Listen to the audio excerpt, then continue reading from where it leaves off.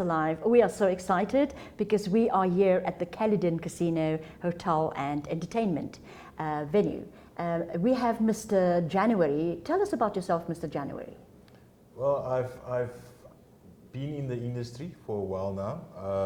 I am the complex general manager of the Caledon Casino Hotel and Resort. Yes.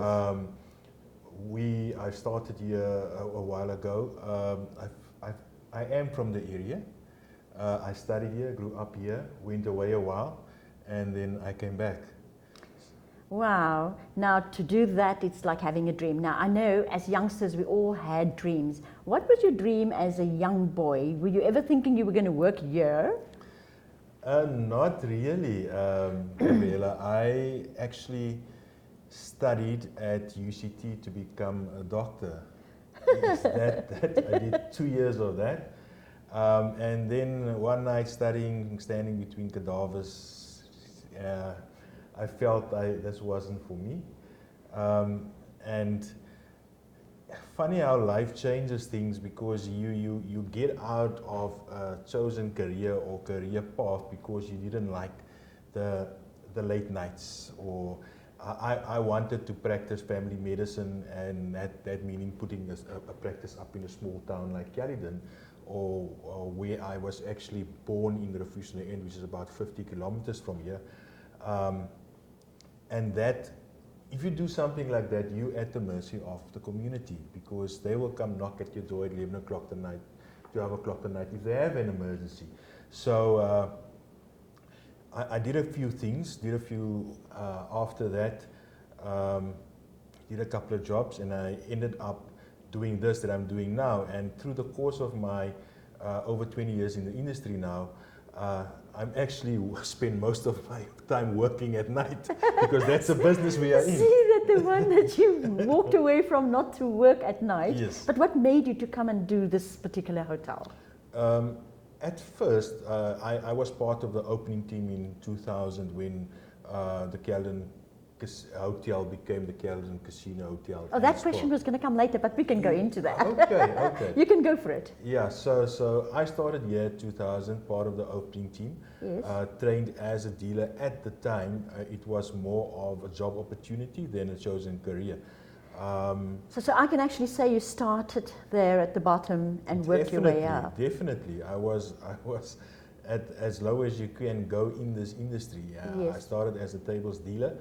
And then just hard work, diligence, kept going through the ranks, and that is how I ended up where I am today. But not only that, you also, I believe, you worked in Johannesburg at the casinos over there. Tell us about that experience. That is an important thing that some people do not quite understand sometimes, is that to progress in certain industries or certain careers, you have to do change. You have to change is like I always say to the young people, is disruptive, but it's necessary. It is there to grow you. And I had the opportunity to go for 3 years to Pietermaritzburg. So I worked for 3 years in same industry, same company. Transferred to Pietermaritzburg, worked in Pietermaritzburg for 3 years. A lot of sacrifice there. And then after that, I did a year in Johannesburg at Monte Casino, and then this opportunity came along to come back home. Yes. In all those 4 years that I was away, it's been difficult, because when you get these opportunities somewhere else, you always think, no, it's going to be a nice adventure, it's a new challenge. And then when you have a family, yes. you think, okay, family's going to go there, you're going to... and my wife couldn't get a job there. She's a teacher, and I thought it was easy just transferring there, yes. but that didn't happen. So I spent 4 years without them at my side, and it was kind of feeling how back in the day the migrant workers felt when they had to leave their old homelands to go work in Joburg and only go and get home in 6 months. So the family basically suffer at the hands of you wanting to put bread on the table. Exactly. But thanks to them, their support, I am here where I am because of them and the support that they gave them. obviously there's a lot of people that supported me through my journey Yes, yes. to get where I am today. But they are at the forefront because, you Yes. know, you go home and you find that comfort zone and you find that hugs and loves You that need you have when you have a rough day with the staff and people and visitors and guests can be very, very, I mean, Yes. I'm one of the guests. If I see something, I'm not complaining, I'm doing it so that the hotel can do better. This is always me. When I come to you and say, oh, well, today when I moved in, my towels weren't there, I'm doing this only because I care about the next person, not to give that off, but the hotel to prosper, Yeah. you know. So now going to the hotel, tell me about the hotel and its history and where is it taking it off? Where did it take off? The hotel, this hotel has actually got a lot of history, and it goes back to the Mineral Springs, which we'll talk about a bit more later on, which was the basis of founding a hotel, which was firstly called the Caledon Sanatorium. Oh, I didn't even know that. Yes, back in the 1700s. So the physical hotel was actually built in the 1800s. Oh, wow. Like we went to the museum and we got information about the 1800s. But I Yes. need to see that the Caledon must be in there. Yes, yes, yes. I got a picture of the old Caledon Sanatorium, and it's up at the hotel. Okay. And obviously, it became because people came to the Springs, Yes. so they needed to stay somewhere, and they would make the trek from Cape Town to get here, and then stay at the hotel. Yes. And then when World War II started, Oh my gosh, we're going back into We're World going- War II. yes, Oh and my. the actual hotel, as it was then, actually Yes. burned down. Okay. So they rebuilt it back in 1945, I believe. And when it became the hotel that it is today, I think it's 1986 that they built it, Yes. or 1989. And then in 2000, when this whole casino development took place, obviously the hotel was revamped, and then it became a hotel of 95 rooms. Which it is today. So from as you see it today, that was the development that took place in 2000 when we started with the casino this side. I see you talking about the casino. I know casinos have age restrictions, and it's so important for people to know that. They come with families that come here to only the casino. But I mean, you know, you can come here, and he will tell you more about what's available for the age restriction of the casino to the children that can use, or adults that can use that don't Yeah. enjoy, you know, the casino life.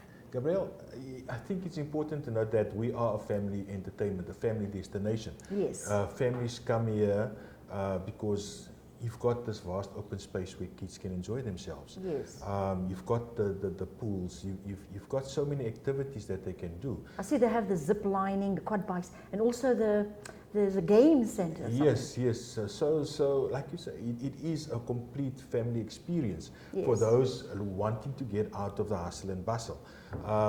So in terms of accommodation, you are not restricted there, or we still at the moment part of the Southern Sun brand. So kids under the age of 18 stay for free if they book a room. Oh, there you go. I must know that. You know, I'm going to bring all the children. Oh, I work with kids from disadvantaged areas, so I'm going to take now and again two kids, Yes. whatever, and they can stay for free. If you can. Only thing is, I think you have to pay for their meals when they stay for free, right? Yes, if they're under the age of, I think 6, that they don't pay. Yes. If they're between the ages of 6 and 13, I think they pay 50%. Okay. And if they are between the ages of 13 and 18, they pay 75% of the Oh, buffet wow. breakfast. That's some nice specials over there. Yeah. And then in terms of the gaming floor, because gambling is a regulated industry, and the casino floor becomes a regulated environment, there Yes. is an age restriction of 18 years for getting onto the gaming floor. So unfortunately, nobody under the age of 18 years is allowed on the gaming floor. Which is very, very good, because they'll get so carried away, especially in today's time. During lockdown, it was bad, so people need to flock to where Yeah. can I find money, you know. So I'm glad you're actually, you know, raising that point, 'cause a lot of people don't know. Yeah, and it's all about being responsible as well, as an establishment, just as being a responsible entity and enforcing that. It is the same as selling liquor and cigarettes to underage kids. Yes. I think industry needs to take responsibility and just enforce that. to allow our kids to develop properly, and when they're old enough, make their own decisions. To learn how to be disciplined. Exactly. And I mean, you can actually do that from a young age. And once you discipline your kids from a young age, you know, these things are like, I know my sister-in-law, she was young and she used to go with us to various places. We went to Sun City, and she was in there, and she didn't have the desire to, you know, to go and spend and stuff like that, because she became then used to, you know, things in life. And I think that's where it starts. The root starts from you as the parent, you know. Now we're going to your bedrooms. I've been here a few times. You have various kind of sleeper rooms. My favorite one is the one right opposite the pool. I thought they were going to book me in there, but we got sponsored with 2 beautiful rooms. But I would love to be on that side. What can you do about that? I'm just joking. You have to book early for that. In advance, yes. Yeah, those are the popular rooms. The popular ones, yeah. And obviously they get taken quite off the bat when people start booking and they're looking for the rooms. The valley side is not that bad, because beautiful. You got this whole view of the valley, and when it comes to August, when the canola is blooming, and you've got this green canola is that beautiful that yellow flower. Yeah, yes. so you've got the cascading yellow and green that you can see from your hotel room. So that is a beautiful. If you and your kids can play a bit. They can go outside. Go run outside on the lawns and stuff. Obviously, the prime rooms is the ones that face the pool, and you have access to the pool, and then just get running to your room. Yes, yes. And then you've got a downstairs and an upstairs, and then we have a couple of suites. We've got 6 suites as well. And what does the suites contain? What does it offer to the people? What is in the suites? A fireplace? A fireplace? Like, I didn't know those things, you see. Yeah. I must book suites from now on. So the suites is your premier rooms at the Caledon. Okay. They come at a premium, but they offer you more space than the traditional hotel room. Yes. So you have a little bit of a lounge, and you have, like I say, you have your fireplace. The bathrooms is also a bit different, so it's just a bit more upmarket experience. I think we need to have a look into those premium ones, so we can show the people out there, especially people that I know that love coming here, and they can see there's more to just the normal rooms that we have, just standard rooms. That's like the grade up. Yeah, and our suites are all named after surrounding towns, like the Greyton, Genadendal, Struisbaai. Greyton to McGregor. Yes. So I mean, Veronica can take you through one of those. That'd be fantastic. And you can have a look at how, you know, it is. We've got a lot of plans going ahead for the hotel, so hopefully you can come again and just we will continue with your new plans. That'd be fantastic. That's a beautiful offer from Mr. January here running the place down here. We're going to take you outside, and we're going to show you what is happening here. We are very honoured to have these 2 special people with us today. She represents so many titles for South Africa and the Western Cape, and she is Keegan Lecroy, going by the name or known, aka Apple. And Apple is here as Miss Teen South Africa. That was in 2018, but she's got many after that until last 2021. Apple, you have a few questions for Mr. January. Yeah. First of all, I would like to say thank you for accommodating me at the Caledon spot. It's wonderful. Yeah, I really enjoyed myself.